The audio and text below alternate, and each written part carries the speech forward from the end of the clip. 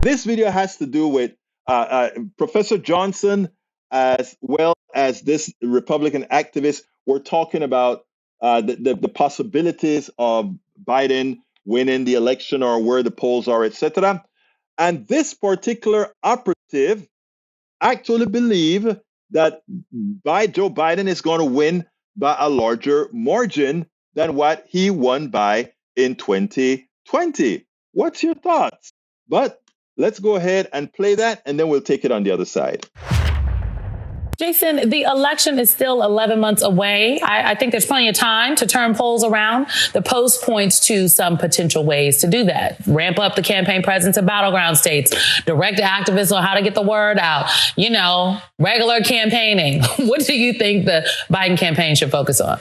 I don't think this is a messaging issue, Simone. It's not. Like, if anyone is actually paying attention, the numbers appear to be good. What Joe Biden is facing is the headwinds of people still recovering from the pandemic. You can tell me the economy is great. And we saw, as I've predicted before, we saw a slight bump in his numbers after Thanksgiving. But if people don't feel it, they just don't feel it.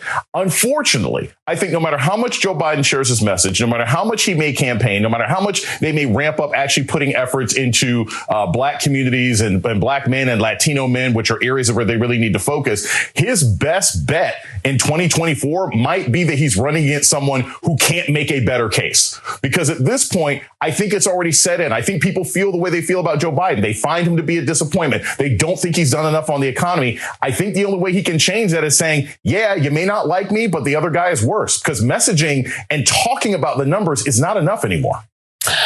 Stuart, what do you think about this? If you were advising the president, what would you say is the best strategy? And let me just tell you, I think that this fighting about the poll number situation is a moot point, because there have been some, good polls that have talked about, that have shown the president up over Trump. But there have also been some not good polls. I think people should just campaign, but that's just me. What say you? Look, I think the central issue here is, Biden is not a poll-driven candidate. Now, there are candidates that get in races because they have good poll numbers and they run on the idea of electability. That's not his message. His message is that he's trying to save the country.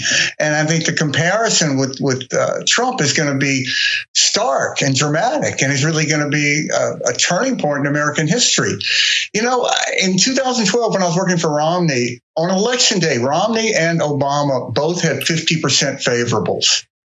I don't think we're going to see anything like that again for a very long time. So I think part of the coverage of this is based on a sort of outdated world in which 70% of the opposing party doesn't believe the president is legal. So once you don't believe the president is a legal president, what can you say? Well, okay, he's not legal, but he's doing a good job on inflation. Or there's no message that's going to reach these people. I actually think Biden is going to win by a larger margin than he did last time. And I think it's actually going to be an easier race. That is a bold prediction. Okay. Well, folks, I cannot agree more with that statement from both Johnson and, sometimes I think about what the GOP operative is saying, that just maybe we may get a big surprise, that people just get sensible. Bridge MCP, thank you for that super chat. We spend a lot of time deconstructing the news, trying to parse it into a form that everybody can understand. We try to find those little nitpicks where it flies above the fray, etc.